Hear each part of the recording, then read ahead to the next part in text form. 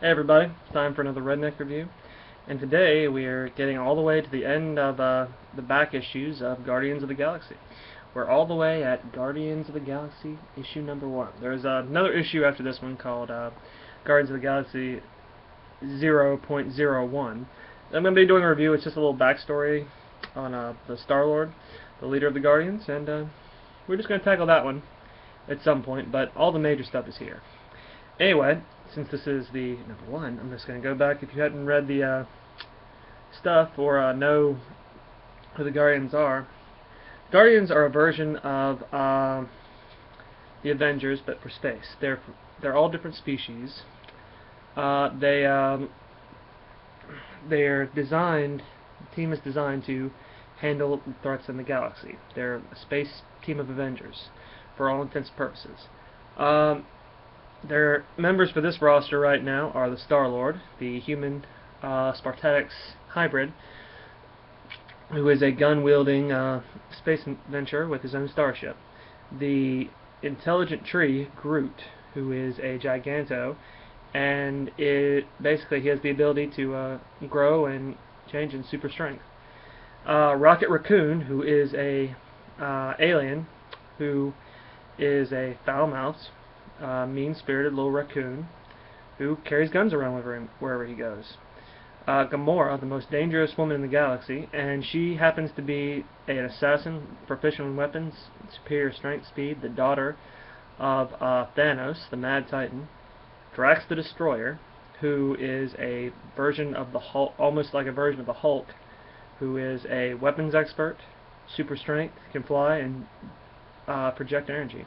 And with the most famous and coolest Avenger of all time, Iron Man, in this guy's favorite armor, the God Killer. Alrighty, let's get started here. The story is written by Brian Michael Bendis, the guy that put the Avengers on the map. I guess they thought they could put Guardians of the Galaxy on the map now, which is good for me. I actually really liked it. Penciler, Stephen McNevin. Ink, John Deli. Colors, Justin Ponsori. Letter, Corey Pitti. Lots of people in this one. And we start off in the galaxy.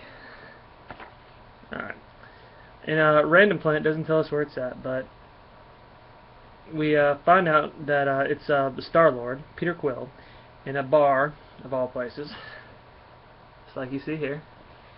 And he goes, "What exactly do you think you're doing here, Mr. Quill?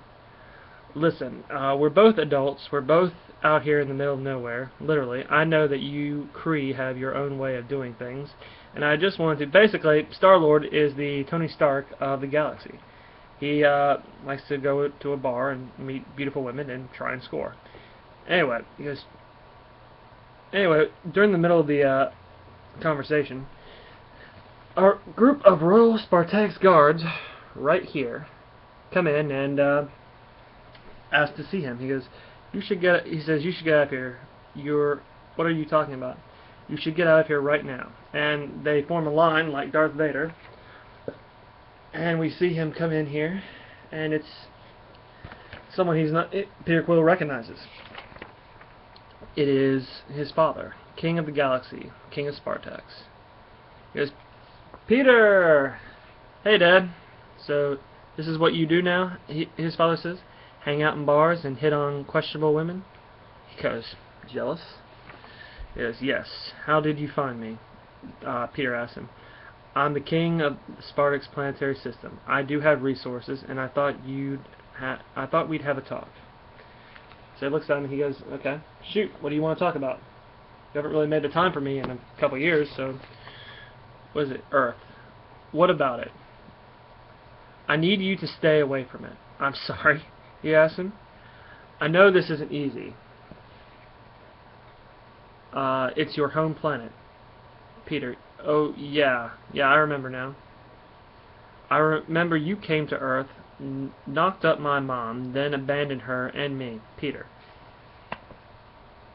"And why not? And why do you need me to stay away from it? What are you up to?" "I'm trying to save it." "This is why I don't ever want to talk to you. I don't believe a word you say."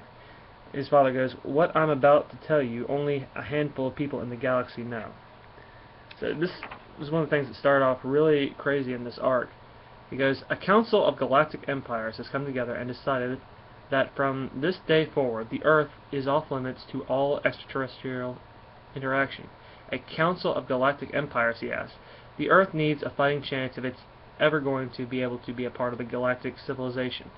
And you just figured this out now, Peter asks him. And the only way that can happen is if they're left alone. Left alone. If I'm coming to you personally because you have nothing better to do than being the king of the galaxy. Right, Dad? The rule is, it's a rule. The rule is that no one is allowed to set foot on Earth's soil. You will honor that law, Peter. Wow, if you do not, there is nothing I can do to help you. Are you kidding me? You make a law that says no one is allowed to touch the Earth, and all you'll be doing is putting a giant target on it. You would literally be daring other empires, your enemies, the Budan, Thanos, to make a grab for it. You know that? It's this lovely little fight between father and son. We've all been there. No, I've been there many times. What I know is you are the Star-Lord, Lord of Spartax. That is your birthright. Instead, you're gallivanting all over the galaxy doing... Stop it. Take your place as the firstborn of the Spartax Empire. Unbelievable, Dad. You're the Star-Lord. It's your birthright. Let me make this as clear as I can. I don't like how you made your empire, so I'm not becoming a prince of your empire. The answer to you on this and everything else is Crotax yourself. Basically, go off somewhere. I'm your father and your king. You will not speak to me, and if I find out you are putting the Earth in harm's way just so you can... Gamora, no! The conversation is stretched out. And we find Gamora and here slaughtering Spartanic soldiers. He goes, whoa, whoa, whoa, let me finish this, it's time to go. I thought you were in trouble. He says, just go, it's just my dad, he's not going to do anything. Imagine, his father as he's leaving says, imagine what you could accomplish if you were doing what you were supposed to be doing instead of cavorting around the galaxy with your broken friends. Imagine that. Peter...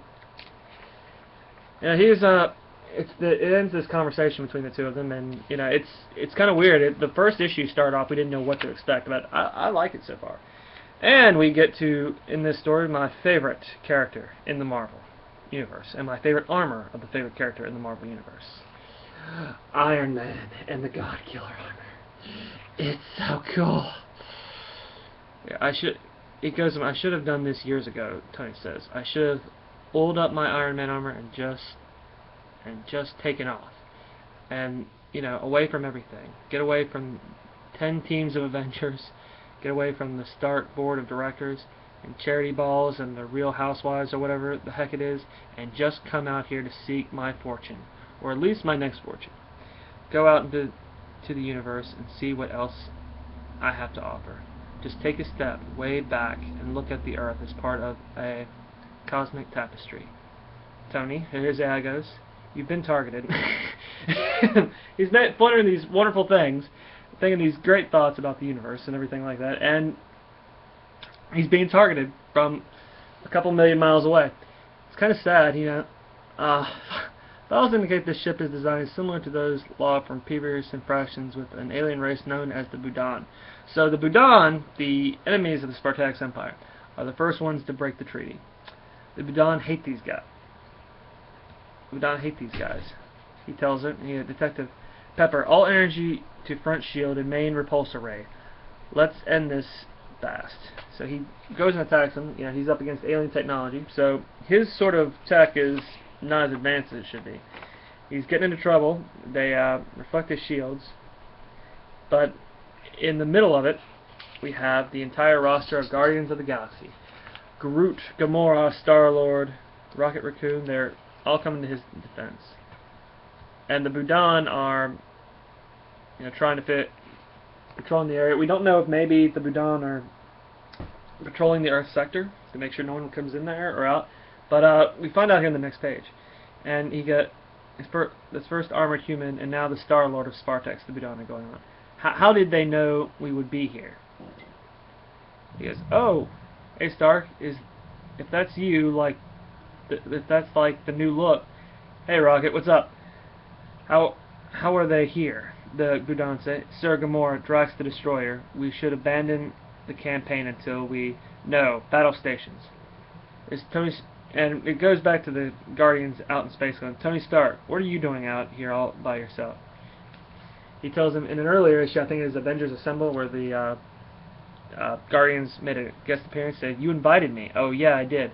I was minding my own business when the dangest thing happened. A Budan warship showed up out of nowhere, and I would love to know why. You guys want to see something funny? Watch this. And he has this crazy gun, and it's just like a rocket launcher to a spaceship. A spaceship.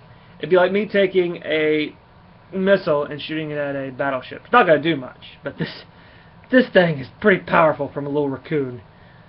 And Groot comes in and says, I am Groot! And punches through the ship like crazy. So, you know, these Budan got more than they bargained for, and they're not even on the planet yet. What are they going to do when they actually get to Earth's heroes? As I can't believe you were right to come. You were right to come here, Quill. I hate when you're right. The Rocket tells, because it means you're always, you know, gonna remind me that you were. You love when I'm right. All this for the Earth. The pizza's not that good, Rocket says. Shield's holding at 4%. So, hey, what exactly is going on? Tell him, Peter. He needs to know. To the Brotherhood, if you can hear me, we have been compromised. It's the Budan trying to warn everyone else to get off the ship. The event will not be abort the mission. Avenge us in the name of the Brotherhood. So, we find out, if you watched my earlier review, then you find out that the Brotherhood was the one that attacked, not the Sisterhood like they claimed. So that's one thing, remember, if you're going to read this comic or grab a trade paperback. You know, a massive energy fluctuation goes through the ship, and the ship basically blows up. Guys, you see this? No. Everybody back to the ship. The ship explodes. The Guardians are sent flying in the other direction. And they're all trying to brace themselves to get back in shape. And then they all manage to make it to the ship. Groot is blown into a million pieces, but it's okay. He's in his splinters, so if you're a fan of Marvel and you know the basic stuff of Groot, he grows back pretty quick. The Budan are getting more barbaric every time they tell each other now that they're back on the ship. And they're all trying to recover the wounded and get back on the ship and get back on the road, when all of a sudden a ship flies down and starts attacking England. Alright guys, well, that is it for Guardians of the Galaxy #1. And as far as getting a perfect score, this thing gets it. I mean, you get a little bit of a mystery, you get story, you get introduced to all these new characters again. And, you know, I'm going to give it a perfect comic on the art and the story. There were only about 3 advertisements in here, so there you go, guys. 5.5 all around for Guardians of the Galaxy. This is Robert, the Red Prince. This is your Redneck review, and God bless you all.